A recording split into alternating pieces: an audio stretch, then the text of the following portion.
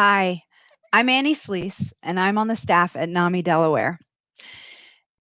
Thank you for joining this Facebook Live conversation with the Wilmington VA. Before we begin, I'd like to actually share thoughts from our executive director. This is a brief thought that he shared on our website that I felt like would be important for you all to hear. NAMI Delaware stands in solidarity with all who seek a fully inclusive community. We are heartbroken when we see unarmed Black men killed by police. We know we have many members in our community in pain and feeling hopeless. The violence in our community is devastating, and we are concerned for the safety of everyone. We have a very close relationship with law enforcement in Delaware, and we know there are many who are caring, compassionate, and professional, who treat everyone with dignity and respect. We also have a strong relationship with law enforcement leaders across Delaware and know that they do not support racism or violence against the public. We know they are working to rid their agencies of racist officers and those who do not treat everyone with the utmost respect and professionalism. We support their efforts. It is time for Delaware to put a lot more effort into addressing racism and the deaths of our community members who are people of color. We are committed to being a fully inclusive organization and doing everything we can to be part of solutions and to end racism. Many in our community are dealing with extreme stress, fear, and trauma. We care about you and we support you. We are open to your thoughts and input on how we can be part of these solutions. Now, before we begin our conversation, as I do in every Facebook Live that we do, I want to remind you that you are not alone. This is a hard time we're going through, and we want you to be sure you're taking care of yourself. We also want you to know that you don't have to do this alone. There are resources out there for you to reach out, even immediately. So you'll see there's a crisis text line that we will share with you that you can access at any time. It's 24/7, 741-741 for immediate crisis response. Or you'll see the website for the Wilmington VA, and as well as NAMI Delaware's website. We have resources we want you to reach out for. And lastly, if you're a veteran and you're in crisis, please reach out to the number streaming below. Now I'd like to welcome our guests from the Wilmington VA.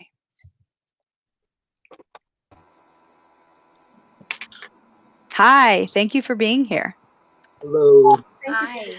So let's just start off with you introducing yourselves and the title that you have there at the VA. All right. So I'll go first. So my name is John Austin Jr., and I am the General Caregiver Support Coordinator at the Wilmington VA Medical Center. And I'm Venice Anderson. I'm a psychologist at the Wilmington VA Medical Center, and I'm also the local recovery coordinator. My name's Melissa Foster. I'm a program director for general mental health at the Wilmington VA Medical Center, and I'm a social worker by trade.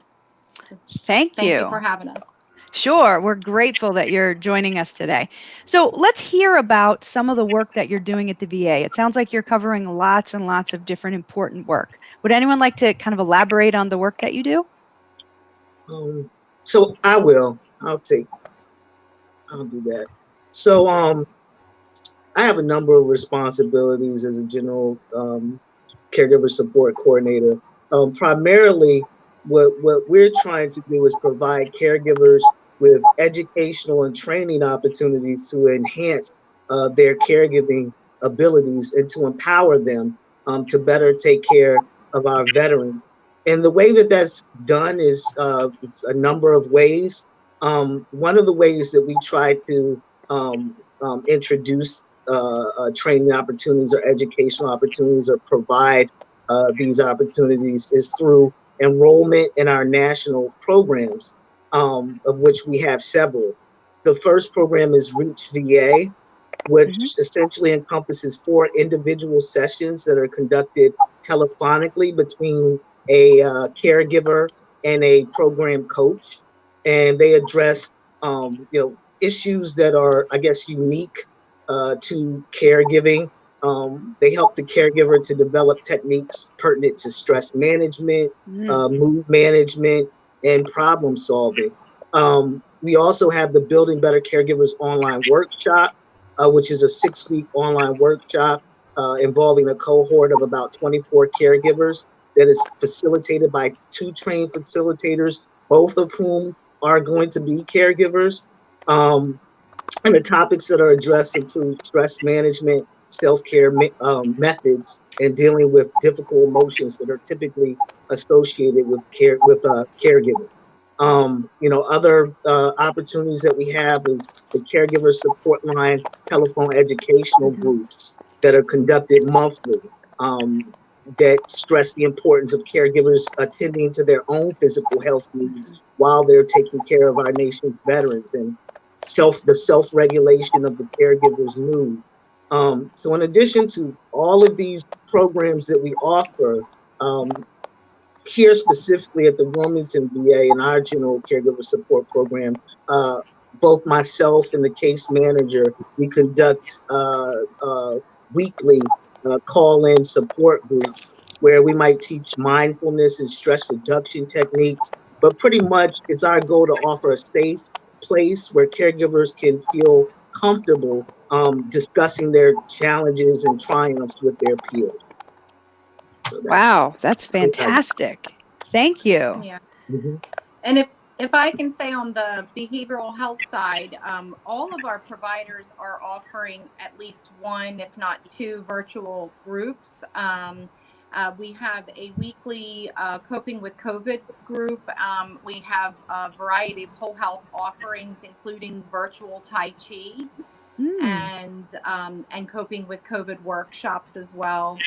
So we're offering a lot of virtual groups at this time.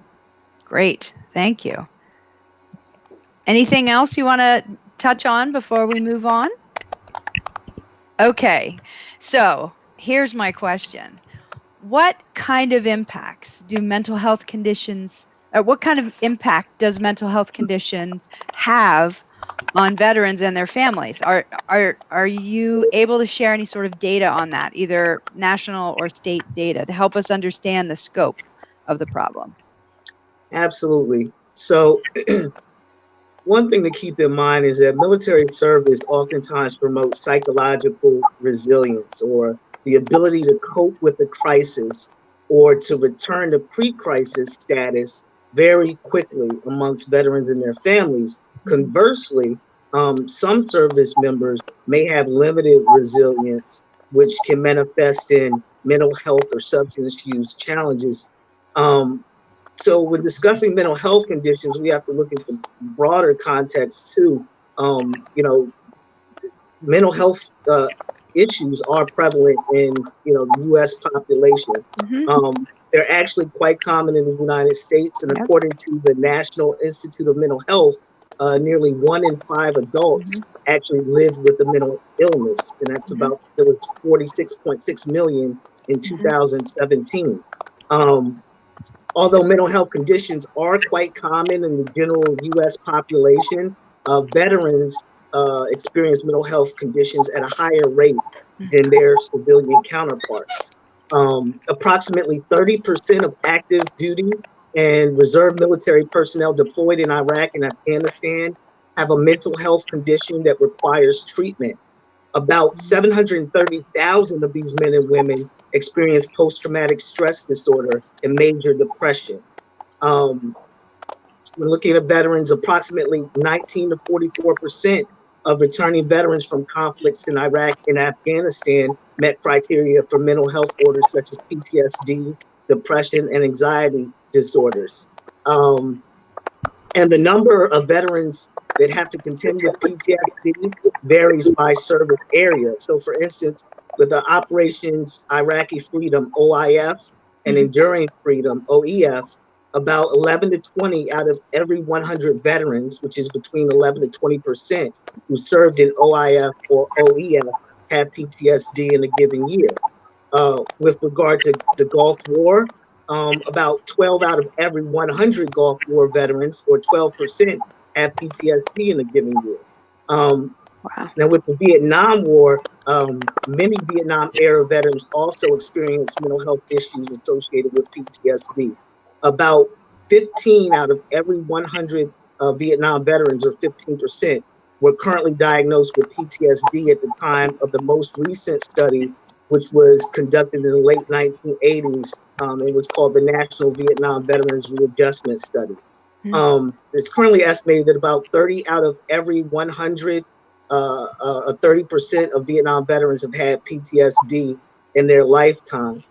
So when we talk about the impact of PTSD, or what PTSD looks like, of course, PTSD is characterized by having flashbacks, intrusive, upsetting memories, feeling detached from others, being easily startled, hypervigilance, sleep disturbances, nightmares, and just overall heightened anxiety following a traumatic event.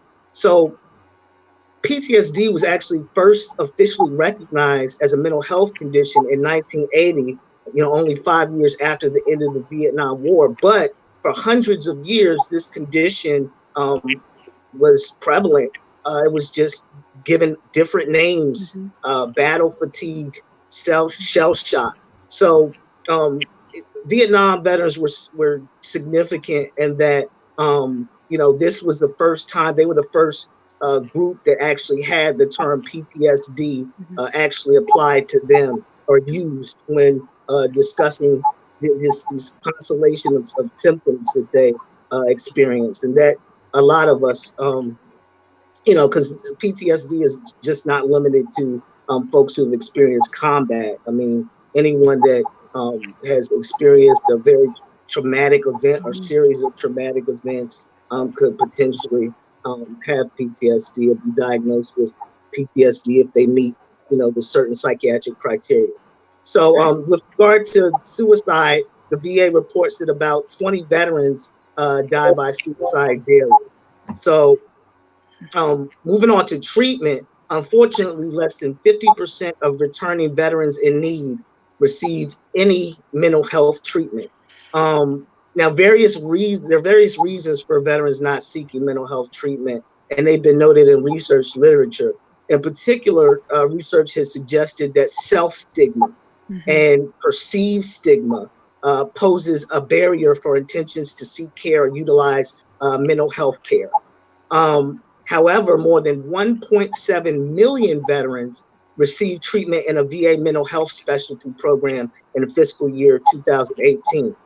Now, as far as the impact on families, when we're talking about PTSD specifically, in order to kind of delve into that or go there, so to speak, I think that's very important that one be cognizant of the phenomenon known as secondary trauma. So with secondary trauma, one can experience this when they're exposed to disturbing descriptions of traumatic events by a survivor or others inflicting acts of cruelty on one another. And the symptoms are pretty much comparable to PTSD.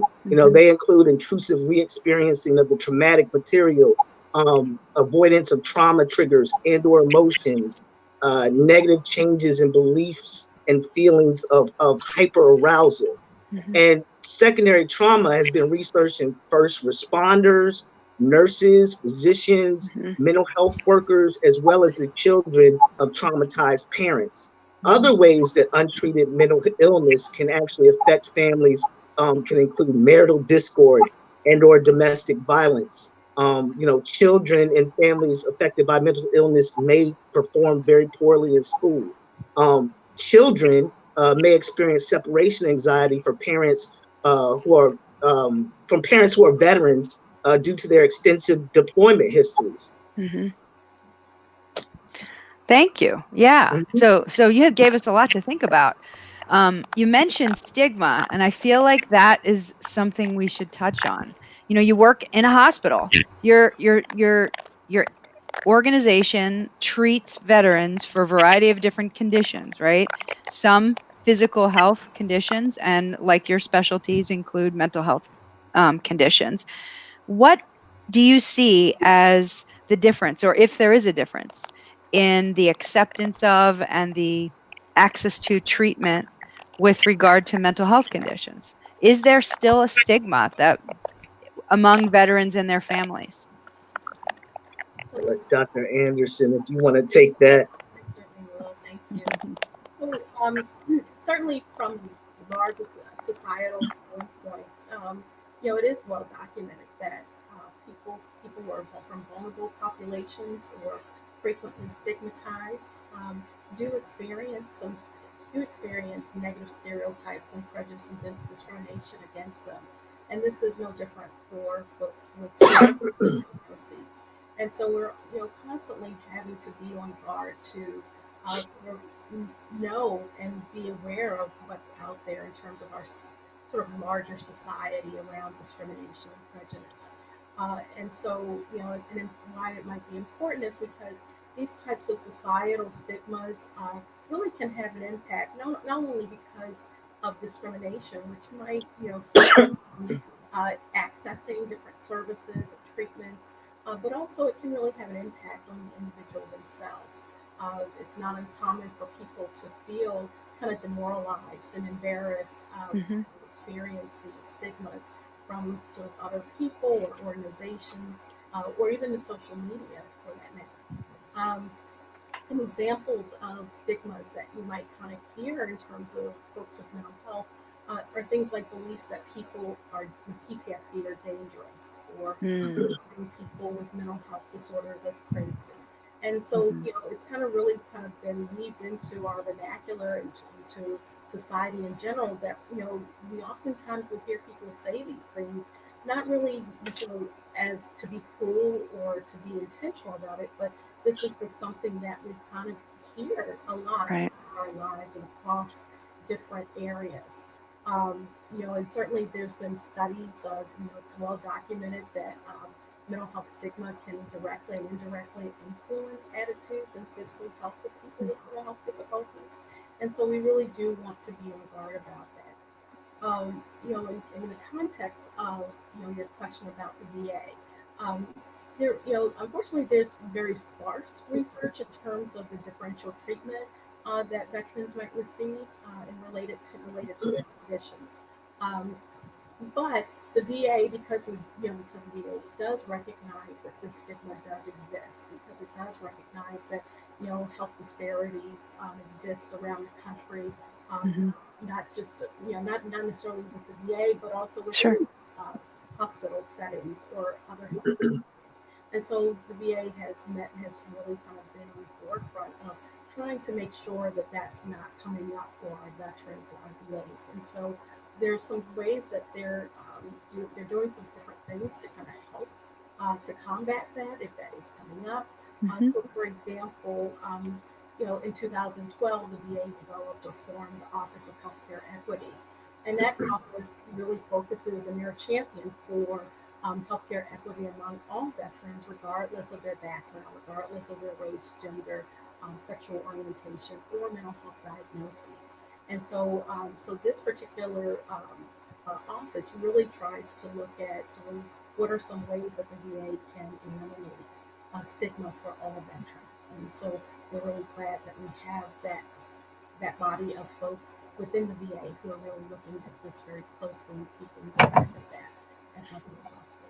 Um, Another way that the VA has really tried to combat this is, through some different initiatives. For example, we have a primary care mental health integration team that's across all of the, across the VAs in the nation here. And so, the idea with the PCHI is to bring together different disciplines, so we're not siloed. So, Right. the medical physicians, we have the nurses, we have the psychologists who are right there co-located, as well as social workers.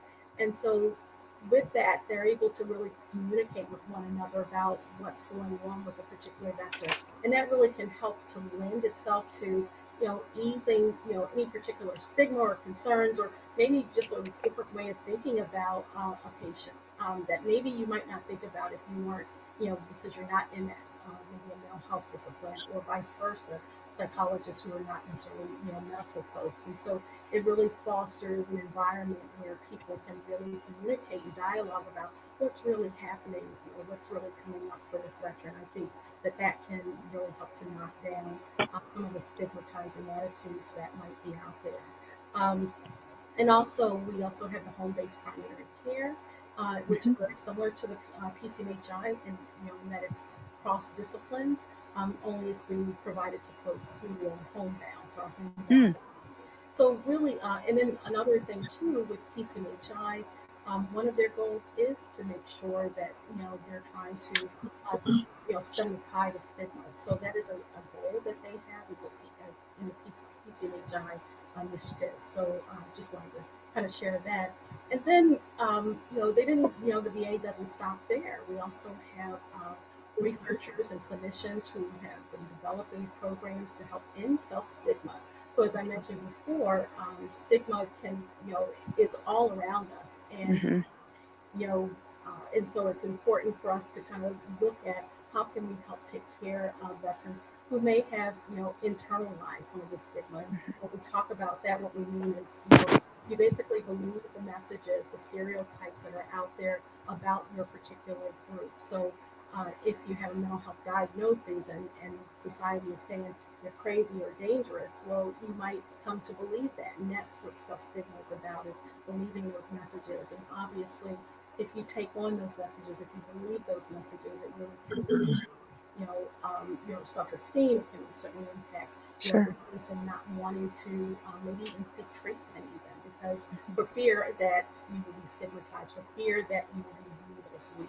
And this is something really relevant to our veteran population, because in the military, one of the things or a few of the things that are really highlighted is resilience, strength, really kind of sucking it up and marshaling on. And so because of that, a lot of times military personnel don't seek the care because they don't want to be viewed or passed as someone who is weak, or not being able to be ready for the mission when they need to be. And so those attitudes, those beliefs don't necessarily just stop when they leave the military. They also can come up after the military. So if they had that belief before, they might have that belief after the military as well. And so for that reason, also, many veterans might not seek care when they need to. So one of the things that's really important is that we also address, the effects of stigma on our veterans. And so there was a intervention that was developed by Dr. Lutz Steve and some colleagues, and it's called Ending Self-Stigma. And what they do is they really focus on, use some cognitive behavioral techniques and strategies to help veterans to overcome this self-perception or this self-stigma that maybe they may have developed.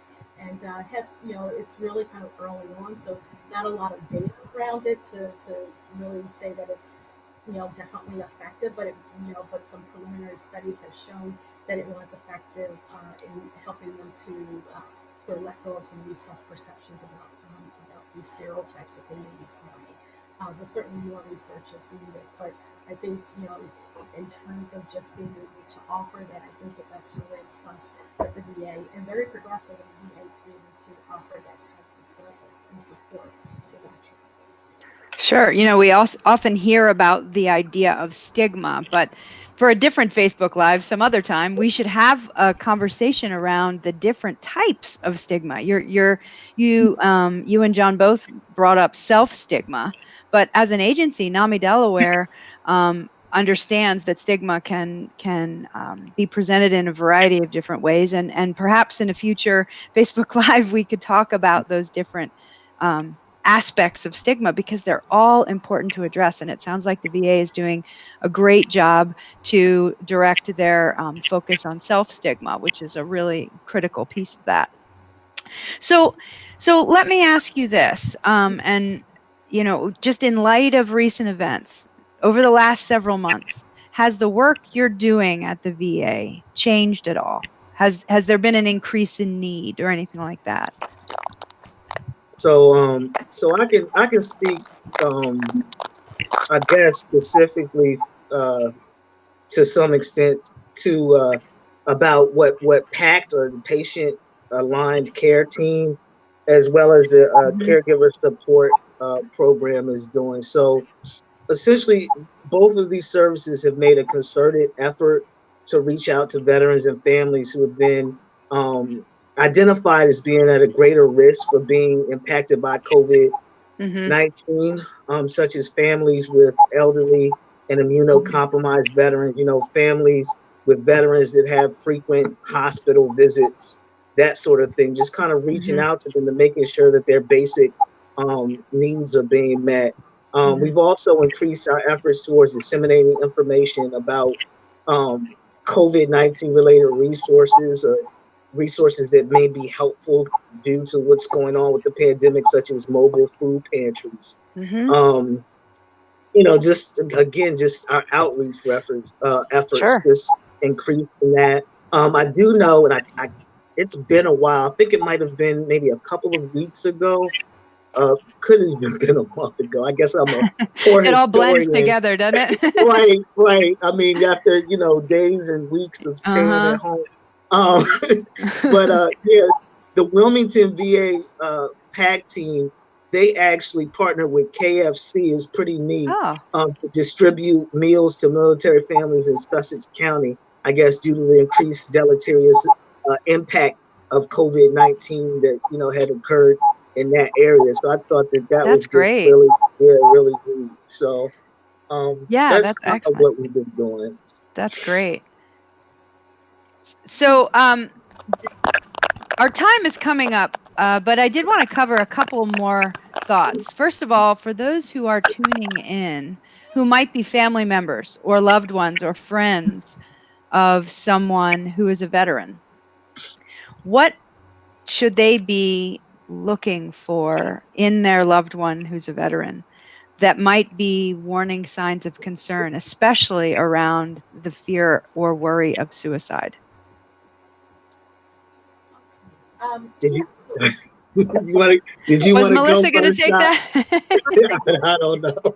Yes, so actually happened there. But so in terms of just warning signs and suicide prevention, I wanted to mention that there is no specific cause for suicide, and I think sometimes there's a tendency to really get caught up in what caused them to think about this or to start wondering about death and hurting themselves. And so it's really important to know that even though there may not be a specific cause, um, that's true for all folks who are, may be thinking about suicide. There are some warning signs, and so families can learn to spot these warning signs. And so some of the warning signs of suicide include, maybe feelings of helplessness or hopelessness. Kind of a sense that there's no way out. Also, anxiety and agitation. More excessive anxiety, more intense anxiety. Sleeplessness and mood swings, those are other signs that you might start to notice. When veterans may feel like there's no reason to live, that's more of an obvious sign that you might pick up on. Sometimes it comes in the form of rage or excessive anger that may not be common for this for the individual under normal circumstances. Also, if you notice them engaging in risky activities without thinking, kind of being more impulsive, or if you're noticing increased alcohol consumption or drug misuse. Also, another big one is, when they're withdrawing from family or friends, is another telltale sign of suicide as well. So, those are definitely signs, but we also want to highlight, signs that really require immediate attention. And not that those other things don't. I think anytime you see that, you really do want to be concerned and see what you can do to assist the veteran. But Sure. also some things that require some immediate attention. If they're thinking about hurting or killing themselves. And in this regard, it's a lot of times they'll have, maybe a method or a plan. Maybe they've set a date for when they might do it. Maybe they're looking for ways to kill themselves. So if that's happening, certainly, again, immediate attention is needed. If they're talking about death or dying, or if they're talking about suicide, again, another warning sign that requires immediate attention. And also just any self-destructive behaviors such as drug misuse or carelessly mishandling belongings. So these are really important signs that if you're seeing them, really contact, get in touch with someone to assist you with that veteran. There are a variety of ways that the VA provides for folks to contact us. If there is a suicide, if there's a crisis around suicide, veterans can always contact the Veterans Crisis Line. And I think I was going to put, I'll put in, well, I'll send it to you, but there's a phone number that can be contacted. And I'm just going to copy and paste this into the chat box there real quick. Numbers to reach out to if that is coming up for a veteran. So the Great. Veterans Crisis Line is Thank you. available 24 hours a day, 7 days a week. Also, if they need to come to the emergency department, they can do that. And also, there's a texting service. So a lot of our younger veterans, like to text. Like to text, sure. There's a text service as well if there's a suicide crisis going on. Thank you. And certainly families, certainly veterans and their families can also talk online with trained counselors, who are on the Veterans Crisis Line. So just know that there are multiple ways that veterans can get in touch with us to assist them if there is a suicide crisis going on. Right. I do want to also mention too that the VA has also rolled out this more comprehensive screening of veterans, just to kind of let you know we have a 3-stage process. That 3-stage process involves doing a couple of screeners around depression and also suicidal thoughts, and then we do a comprehensive assessment if both of those are positive. So the VA is also doing a lot within the VA with providers who care for veterans around mental health issues, and so between those things, we're really being able to really tap into how to reach out to veterans, how to care for veterans as much as possible. So I do want to give a moment. I don't know if Ms. Foster, if she wants to also chime in on anything related to suicide, but just go ahead. Yes, please. Thank you. Yeah, thank you. And I'm sorry if the connection was really poor in my office, so I had to actually walk out of my office. But yeah, we are still, enrolling people. And if you're new to the VA, we welcome you to contact us to enroll for services. Our emergency department's open. We have 24/7 on-call mental health, social workers and psychiatrists that can help you. And we want you to come, and enroll for services here. We want to be able to help. Venus, thank you for giving the crisis hotline information and also the text version. We just, we want to offer you care, and we just want to make sure that you are getting help that you need. So thank you. So thank you. When it comes to veterans and their needs, oftentimes it's their loved ones who might see these signs that you're talking about. And Dr. Anderson, you mentioned it's okay for family members to reach out to the crisis line. It's okay for loved ones, friends who might be concerned about their veteran. Can they use that support piece too? Absolutely. And Okay. there is also what's called coaching. This is not included for suicide crises, but there's a coaching into care. So if they ever have questions, if they're not sure, and there's not sort of an acute crisis going on, right? I'm not sure, but they're just kind of wondering. We have a coaching into care program that is available, and so what they do is there's trained social workers and licensed social workers who are able to talk with them over the phone and maybe kind of coach them about what they can do and how they can assist, and that's available as well. So many resources that are available in VA. That's wonderful. Well, as you know, NAMI Delaware is working in partnership with our national office to offer a variety of signature programs, even now during the pandemic, when so many programs in person have had to be canceled or moved to a different virtual setting. So NAMI Homefront is a course we'll be offering starting next week that is designed specifically for family members, caregivers of veterans. So we're grateful that you could be part of this conversation and help us kick off this awareness piece to bring information and support to family members of veterans. As we've discussed with all of this very valuable information, there is a great need for veterans to feel support, to feel to feel reduction in self-stigma, and certainly for their caregivers to also feel support and to receive the information that they need to help themselves so that they can help their loved ones who are veterans. How do you see a program like NAMI Homefront helping those you serve? Well, with regard to my situation, I think that just simply by offering education to families about mental health issues, I mean, significant issue with some families is a lack of understanding about some mental health disorders. I mean, someone might come back from a tour of duty.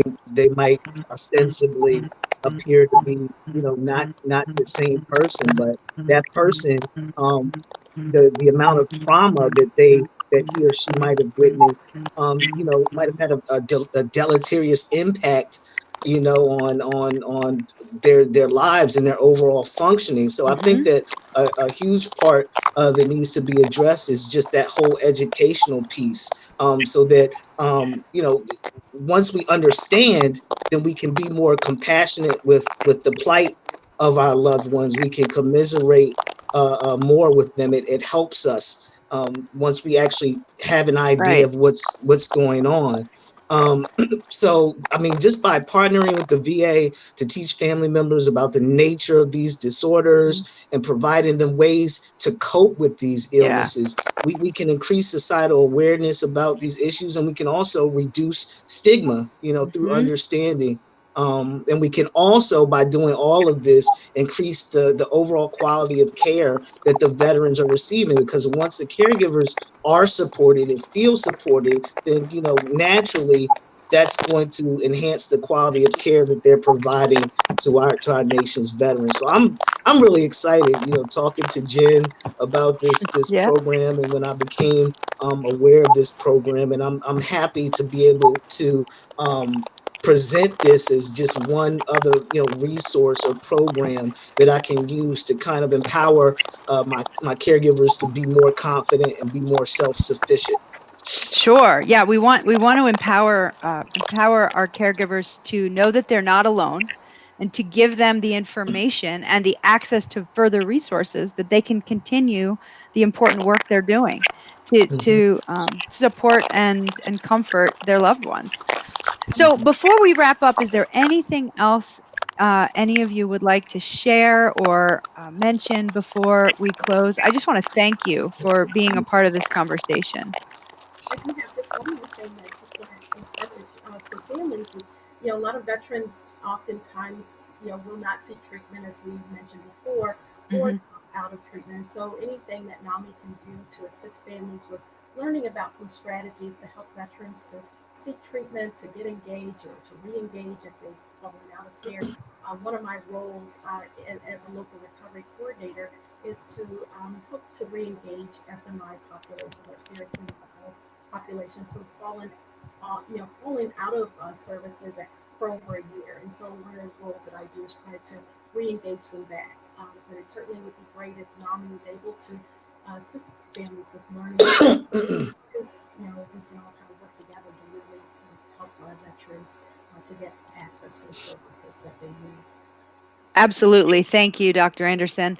We do have a helpline where families and individuals who either identify as living with a mental illness or have a loved one who lives with a mental illness can reach out and get connected to resources, can learn about programs, can learn about support groups that we offer, and then can just reconnect, as you're saying. So we look forward to a continued collaboration with the VA and in helping families. With anything related to mental health conditions, because we do know that they're common, as John mentioned, and often misunderstood, but we can help. And we're grateful for your time today and your ongoing collaboration with us as we continue to help Delaware. Well, thank you for having us. We really do appreciate the partnership that we've been able to have with NAMI. And Thank you. for everything for the families of veterans. We really Absolutely. Well, NAMI Homefront begins in 1 week. So we, I believe Yay. that Wesley, yeah, I believe that Wesley put in the link on the chat. So please check that out if that would pertain to you. We hope that you join us. Until next time, thank you everyone for tuning in, and thank you to the Wilmington VA today. Bye-bye, everybody. Bye. Thank you.